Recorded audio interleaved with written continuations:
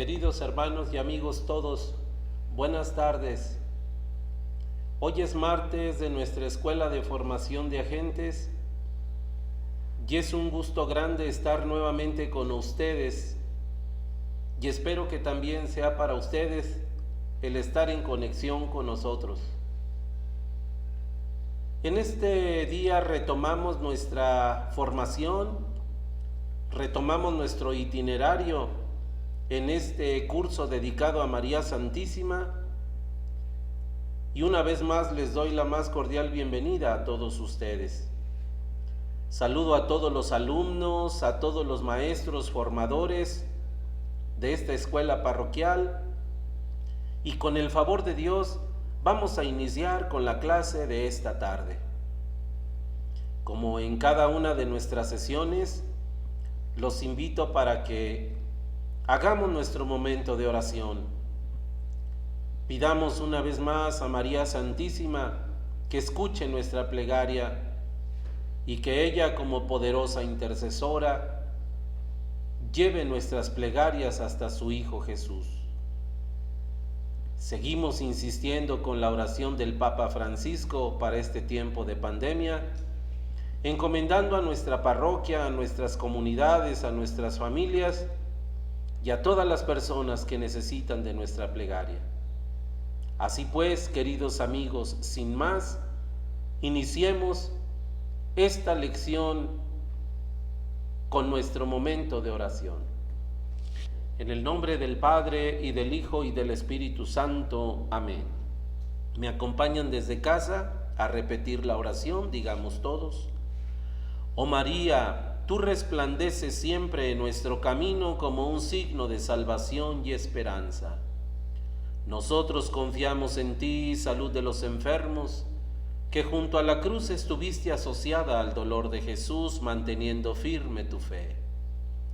Tú, salvación de todos los pueblos, sabes de qué tenemos necesidad y estamos seguros que proveerás para que, como en Cana de Galilea, pueda volver la alegría y la fiesta después de este momento de prueba.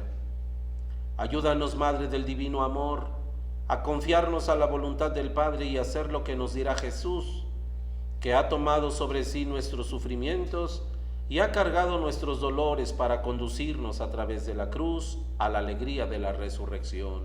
Amén. Ruega por nosotros, Santa Madre de Dios, para que seamos dignos de alcanzar las divinas gracias y promesas de nuestro Señor Jesucristo. Amén. Queridos amigos, quedemos pues reunidos y asistidos en el nombre del Padre, y del Hijo, y del Espíritu Santo. Amén. En nuestro itinerario de formación dedicado a María, estamos ahora en la lección número 11. El tema de esta tarde está titulado María es llevada al cielo en cuerpo y alma por el poder de Dios. Conviene que hagamos nuestra conexión con la clase anterior, teniendo en cuenta, queridos amigos, que como la semana pasada no nos fue posible encontrarnos, puede que alguno de nosotros esté por ahí un poquito perdido con el último tema. Si revisamos nuestro enlace, seguro podemos actualizarnos en un momento y retomar la secuencia de las lecciones. Recordemos lo que vimos en las lecciones pasadas.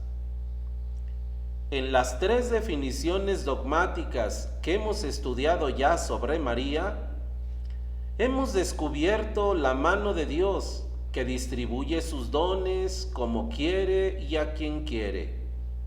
Ahora vamos a reflexionar en el último dogma mariano que ha pronunciado la Iglesia, el dogma de la asunción gloriosa de María a los cielos. Y como objetivo nos planteamos el siguiente: descubrir el significado que tiene el dogma de la Asunción de María.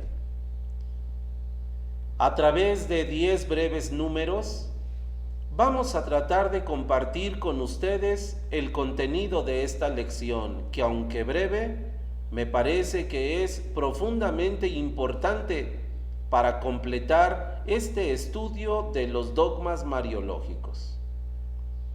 Como encuentro con la palabra, tenemos, queridos amigos, el texto central de la definición dogmática sobre la verdad de la Asunción de María. Estas palabras que a continuación compartimos fueron pronunciadas por el Papa Pío XII el 1 de noviembre del año 1950 y que, como lo encuentran ahí ustedes en su lección, están contenidas en la bula pontificia Munificentissimus Deus, donde se definió el dogma de la Asunción. Dice el Papa: pronunciamos, declaramos y definimos ser dogma divinamente revelado que la Inmaculada Madre de Dios, siempre Virgen María, cumplido el curso de su vida terrena, fue asunta en cuerpo y alma a la gloria celeste. Nos adentramos pues al cuerpo de nuestra lección, un poquito de historia. Recuerden ustedes que el tercer dogma que se pronunció en la Iglesia referido a María Santísima fue el dogma de la Inmaculada Concepción, el 8 de diciembre de 1854.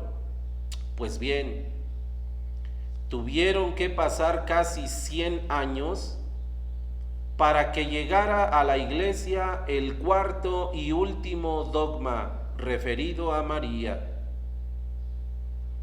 El Papa Pío XII, como lo acabamos de decir hace un momento, el 1 de noviembre del año 1950 fue quien definió como dogma la asunción corporal de María como una verdad de fe. Si nos ponemos a leer detenidamente de principio a fin toda la declaración pontificia del dogma, nos daremos cuenta, queridos amigos, que esta definición dogmática se centró de una manera muy especial en el tema de la glorificación corporal. El dogma hizo mucho hincapié en que al final de su vida terrena, la Santísima Virgen María no solamente fue llevada en alma a la presencia de Dios, sino su cuerpo material, su cuerpo humano, fue llevado a la gloria del Padre. Por eso el dogma insiste mucho en esta verdad, la glorificación del cuerpo, así como nosotros lo encontramos contenido en la Sagrada Escritura. Dijo el apóstol San Pablo que el cuerpo glorificado llega a ser semejante al cuerpo de Cristo, que cuando nuestro cuerpo mortal se revista de inmortalidad, llega a ser como el cuerpo mismo de Cristo, que resucitó glorioso para el Padre. Y fundado en esta verdad, como acabamos de decirlo en la definición dogmática, el Papa no duda en afirmar que en María Santísima sucede lo mismo. Por otro lado, hemos de reconocer que la Sagrada Escritura y concretamente los relatos del Nuevo Testamento ciertamente no contienen ningún dato revelado acerca de la vida final, de la vida terrena en sus últimos días de la Santísima Madre del Señor. La Sagrada Escritura y concretamente los Evangelios, como lo hemos escuchado, solo se refieren a los pasajes de la infancia, a los pasajes del nacimiento y luego una o dos ocasiones en la vida pública de Jesús. La última vez que María aparece mencionada en los escritos del Nuevo Testamento es precisamente en el libro de los Hechos de los Apóstoles, cuando Lucas habla de la venida del Espíritu Santo en el día de Pentecostés y afirma: María, la madre de Jesús, estaba con ellos. Pero de ahí en adelante no se vuelve a mencionar absolutamente nada. Por tanto, en la Sagrada Escritura no tenemos ningún indicio de lo que sucedió después de Pentecostés, ni mucho menos el final de los días de la Santísima Madre. Sin embargo, como lo veremos en un momento, tanto la tradición oral como también las historias que se contaron acerca de María en los primeros siglos de la Iglesia ayudan a completar de una manera muy fuerte y sólida, con fuerte tinte de veracidad, lo que sucedió con ella. Por lo pronto decimos que, de acuerdo con el Nuevo Testamento, que afirma contundentemente la resurrección de Cristo, en base a esta verdad, la misma Iglesia y los mismos creyentes afirman que si María y Jesús estuvieron profundamente unidos durante la vida, y si Jesús, después de su resurrección, fue glorificado en su cuerpo, por supuesto que también sucedería lo mismo con su Santísima Madre. Si la victoria de Cristo contra el enemigo fue una victoria sobre el pecado y sobre la muerte, afirmamos contundentemente que María participó también de esta lucha y también de esta victoria de su Hijo Jesús, pues la victoria de Cristo es nuestra esperanza, y la victoria de Cristo no sería completa si no hubiese sido glorificada su Santísima Madre también en su cuerpo. Decimos que el dogma de la Asunción, donde se revela que ella fue llevada en cuerpo y alma al cielo, es sin duda el coronamiento de todos los privilegios de los que ella gozó. Lo podemos plantear de la siguiente manera: ¿qué fin tendría entonces que desde la eternidad Dios hubiese elegido a María y la hubiese predestinado para ser la madre del Señor? ¿Qué fin tendría que ella hubiese sido la madre de Cristo aquí en la tierra y hubiese estado íntimamente unida a Él en la obra de la salvación y sobre todo en el momento culminante de la redención? ¿Qué objetivo hubiese tenido si al final de sus días la Santísima Señora hubiese terminado como cualquiera de nosotros los mortales, bajo el poder de la muerte, bajo el poder del sepulcro y en la espera del último día? ¿Qué sentido hubiese tenido entonces su concepción inmaculada, su privilegio, su predestinación?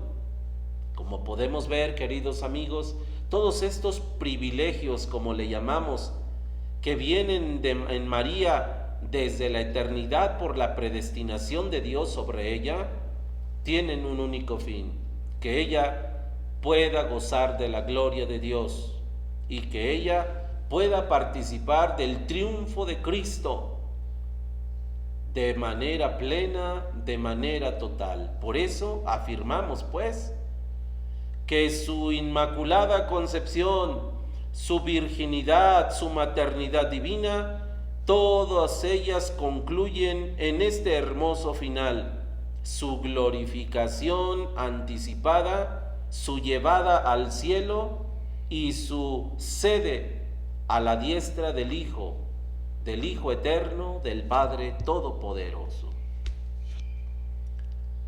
Si nos pudiéramos adentrar ahora ya a las palabras textuales del Papa Pío XII, nos daríamos cuenta, queridos amigos, cómo en esta definición dogmática el Santo Padre comienza diciendo que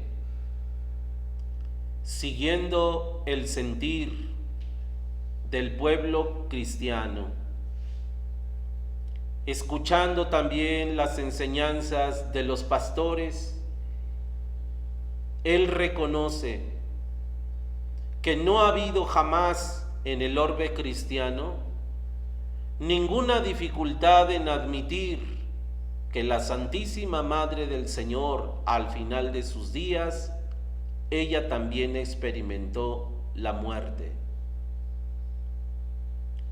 Que la Iglesia reconoce que María, como criatura, igual que nosotros, pero privilegiada en suma, por lo que ya hemos meditado en lecciones anteriores, ella, como criatura, también estuvo en el momento de la muerte como presa de esta situación. Y lo podemos afirmar de la siguiente manera: pues si Cristo, siendo el Verbo, Cristo siendo el mismo Dios, sufrió la muerte, experimentó verdaderamente la muerte, ella, que es criatura, no podría ser superior a su Hijo en lo que se refiere a la muerte corporal. Ciertamente, no sabemos cuándo murió, ni de qué, ni a qué edad. Ya en la Iglesia oriental, desde los primeros siglos, al momento de la muerte de María, los orientales decidieron llamarle la dormición. De hecho, como lo podremos ver en lo que llamamos nosotros los evangelios apócrifos, que ya en otro momento también les he recomendado que lo lean. Sabemos pues que los escritos apócrifos ciertamente no son canónicos, ciertamente no tienen el valor del dato revelado en la Sagrada Escritura, pero sí contienen una serie de datos y de verdades y de tradiciones que en mucho ayudan a la consolidación de lo que nosotros sabemos. Pues bien, dentro de los escritos apócrifos existen una serie de libros llamados así los evangelios asuncionistas y los relatos de la dormición. En este tipo de escritos, aunque ciertamente tampoco se nos habla de fechas, ni se nos habla de cosas muy precisas, pero sí se nos habla con un poquito más de detalle lo que, según el relato popular y la tradición de los primeros siglos, sucedió con María en los últimos días de su vida. El expirar de la Virgen ciertamente debió ser como el declinar de un sueño dulce, dice nuestra lección, un dormir apacible, porque solo puede dormir apaciblemente aquel que nunca ha conocido el pecado. Por eso desde los primeros siglos, como acabo de decir, a los primeros cristianos les pareció bien, en vez de hablar de la muerte de la Virgen como situación trágica, los primeros cristianos prefieren hablar la dormición de la Señora, el sueño de la Virgen. Cuando el Papa Pío XII define el dogma de la Asunción gloriosa de María, ciertamente se apoya en argumentos teológicos. Ustedes y yo en pasadas lecciones ya lo hemos revisado y al momento recordarán lo que ya dijimos en otro momento: los dogmas no se inventan, los dogmas no se sacan de la manga, los dogmas no son ocurrencias. Si recuerdan, cuando definimos la palabra dogma decíamos que son verdades pronunciadas, verdades de fe pronunciadas por la autoridad legítima de la Iglesia y que son el resultado de una meditación y de un discernimiento profundo de los datos que ya se encuentran revelados tanto en la Sagrada Escritura como en la Sagrada Tradición. A esto nos referimos con los argumentos teológicos. Cuando el Papa Pío XII decide proclamar solemnemente el dogma de la Asunción Gloriosa, él se basa en estos argumentos teológicos. El primero dice que la Asunción Gloriosa de María no es sino una consecuencia de su Inmaculada Concepción, apoyado fuertemente en aquello que dice el apóstol: a quienes Dios llama, los glorifica, y a quienes glorifica, los justifica. Como María Santísima no estuvo sujeta ni conoció el pecado, por tanto tampoco estuvo atada a la ley de permanecer en la corrupción del sepulcro, ni tampoco tuvo que esperar la redención de su cuerpo hasta el fin del mundo, como lo están esperando todos los demás seres humanos, todos los difuntos, y como seguramente lo esperaremos también nosotros.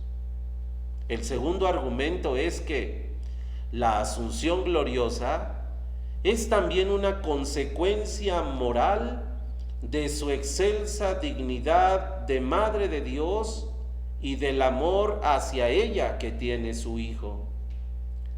Los invito para que allí, en un misal que ustedes tengan del mes pasado, revisaran ustedes la misa del 15 de agosto, se darían perfectamente cuenta en el hermosísimo prefacio que utilizamos en esa solemnidad, cómo todo lo que acabamos de decir está contenido en el prefacio de la misa de la Asunción. Sí, esta es una consecuencia tanto de su Inmaculada Concepción como de su excelsa dignidad por ser ella la Madre del Señor. No, Jesús no podía dejar a su madre en el sepulcro, ni Dios podría permitir que la llena de gracia conociera la corruptibilidad. Estos argumentos son los que utiliza el Santo Padre para justificar el dogma. Además, por su condición de nueva Eva y de estar perfectamente unida en cooperación al misterio de la redención, así como Cristo ha sido vencedor del pecado por su resurrección, María, como corredentora, ha luchado también contra el maligno, y la recompensa ha sido la glorificación de su cuerpo virginal. En la primera carta a los Corintios se nos explica perfectamente esto, cuando el apóstol afirma que estos cuerpos mortales que tenemos serán revestidos de inmortalidad, y así como sucedió con Cristo por la ley de la gracia, esperamos que también suceda con nosotros. Por otro lado, también afirmamos, queridos amigos, que la Asunción de María es un anticipo de la resurrección que nos espera a todos nosotros. Para esto, nosotros tomamos la verdad que nos declara el Catecismo de la Iglesia Católica, tanto en el número 966 como en el número 1001. El Catecismo de nuestra Iglesia expresa dos verdades contundentes. La primera afirma que en la fe de la Iglesia, María, llamada así la nueva Eva, asociada íntimamente al Redentor, ha sido asunta en cuerpo y alma a la gloria. En ella, en María glorificada, ha iniciado el último día, y ella, la Señora, es su anticipo. Y en la otra cita del Catecismo se afirma también que la Asunción de la Santísima Virgen María constituye una participación singular en la resurrección de su Hijo y al mismo tiempo una anticipación de la resurrección de los demás cristianos. Decíamos en la solemnidad de la ascensión del Señor que Cristo es la cabeza. Él es el primero que va a la gloria del Padre y Él es el que nos abre las puertas de la gloria para entrar en el reino. Él es la cabeza y detrás de Él todos sus miembros, que somos su cuerpo. Pues el primero de los miembros del cuerpo de Cristo en participar de esa gloria es María Santísima. Por virtud de su inmaculada concepción y de su maternidad divina, ella ha gozado de este privilegio y en esto se funda el dogma de su asunción. Lo que dijo el Santo Padre, al final de sus días ella fue llevada en cuerpo y alma, se justifica en esto, pues ella es el anticipo, ella es el camino después de Cristo por el que todos nosotros habremos de caminar. Solo como una nota importante, aunque muy breve, que luego para nosotros, queridos amigos, parece que es lo mismo, pero no es igual. Nosotros en el lenguaje de nuestra fe y de nuestra iglesia hablamos de ascensión y de asunción, dos palabras que se parecen mucho, pero que no es igual.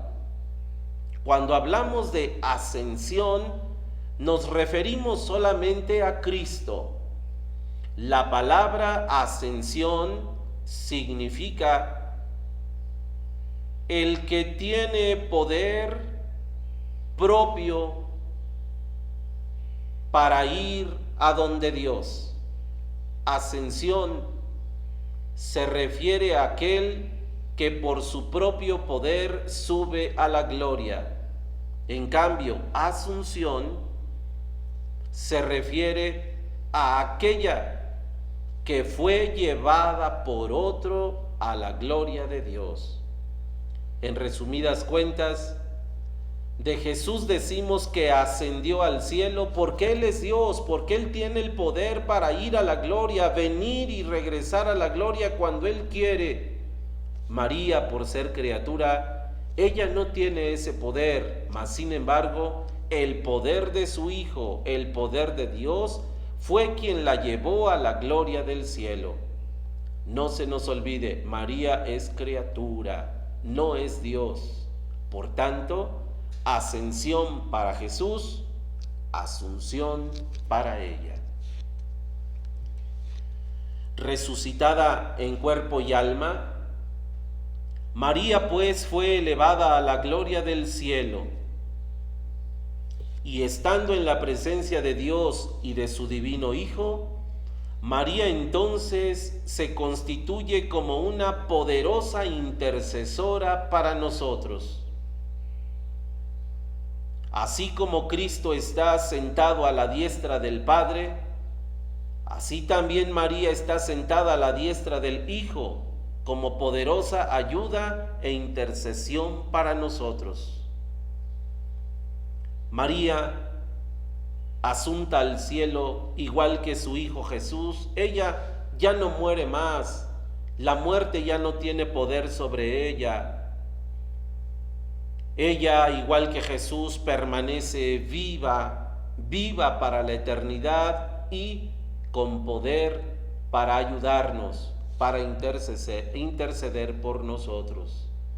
Por eso, en una de las grandes advocaciones de María Santísima, se le da el título de la omnipotencia suplicante, que María tiene poder para interceder por nosotros. Y finalmente decimos lo que ya habíamos afirmado al principio. La tradición sobre la asunción de María es muy antigua. Volvemos a repetir que se inició en la Iglesia oriental hacia el siglo II. Allí comenzó esta fiesta de la dormición de Nuestra Señora. Los cristianos del siglo II fueron los que comenzaron a preguntarse cuál había sido el desenlace de la Madre del Señor. Y allí comienza la construcción de la narración, de la historia, de los testimonios, de la tradición de las generaciones, lo que habían oído decir o lo que se les contaba de María. Es hacia el siglo IV, sobre todo con las enseñanzas de San Meritón de Sardes, el que habla ya de la resurrección anticipada en razón de la maternidad y de la virginidad de María. Este Santo Padre en la Iglesia habla ya de una forma muy acertada y anticipada que si María Santísima goza de la gloria de Jesús, ha sido por los méritos de su inmaculada concepción, de su maternidad y de su virginidad. Hacia el siglo VI, el dato histórico nos revela que en Jerusalén se comienza ya a celebrar esta fiesta de la Asunción y que ya está perfectamente conectada con lo que desde el siglo II venían celebrando. Recuerden que el siglo II celebraban los últimos días de María y su dormición, pero no su triunfo glorioso. Hacia el siglo VI ya se celebran estas dos realidades, como se celebra hasta nuestros días. Es a finales del siglo VII cuando la fiesta del Oriente también comienza a celebrarse ya en la Iglesia romana, y a partir de los siglos VIII y IX la fiesta se extendió por todo el occidente. Y yo creo, queridos amigos, que ustedes y yo hasta nuestros días, en nuestras parroquias, en nuestras comunidades, en nuestros barrios, todos ustedes y yo hemos sido testigos de esta celebración piadosa en honor de María. Seguro que muchos de ustedes conocen cómo antiguamente nuestras abuelas, nuestros antepasados, nos animaron a celebrar esta fiesta de María con el rito de la dormición. Ustedes van a las iglesias y ven más o menos desde el día 13 y 14 a la Virgen Santa recostada en una cama. El tránsito, la dormición. Se celebran en su honor hasta 15 días de oración a María. Se celebra un triduo en donde se recuerda sus últimos días. En la noche del 14, en muchas comunidades y en muchas iglesias se celebra la velación de la Virgen. Y el día 15 es un día muy especial de gloria, el día en que se recuerda que como los apóstoles, después de que llevaron a María Santísima y la depositaron en el sepulcro, al día siguiente, al quererla visitar, vieron que la piedra de su tumba estaba también removida como la de Cristo, y cuando quisieron ver a María, ya no estaba tampoco su cuerpo. Esta fiesta nosotros la celebramos con carácter de solemnidad, no hace muchas semanas lo celebramos y volvimos a vibrar con esta verdad de fe. La Virgen Santa está viva, goza de la gloria del Padre junto a su Hijo Jesús, porque Jesús fue quien vino, la tomó de la mano y la llevó a la gloria donde ella reina junto al bendito Verbo.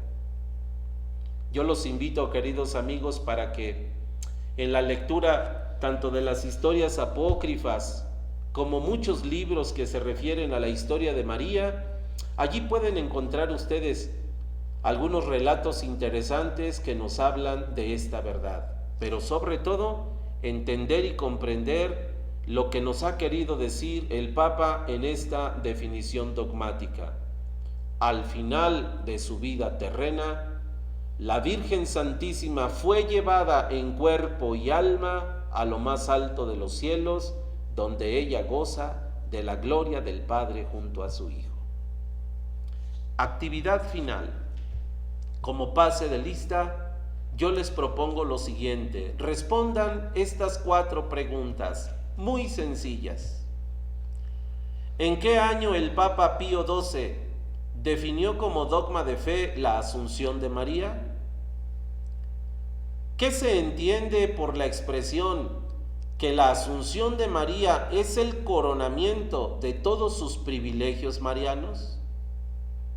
¿Y cuál es la diferencia entre la ascensión de Jesús y la Asunción de María? Y finalmente, ¿y qué día celebramos la Asunción de María? Con esta actividad, queridos amigos, me gustaría pues que cerráramos esta lección esperando que nos la reporten a la brevedad posible. Ojalá que nos hayamos dado a entender y que este último dogma de María, la Asunción Gloriosa, haya sido entendido por nosotros. Les recomiendo nuevamente su lectura personal y su meditación sobre este tema que juntos hemos abordado. Agradezco su atención y con el favor de Dios nos encontramos la próxima semana. Gracias y que Dios los bendiga.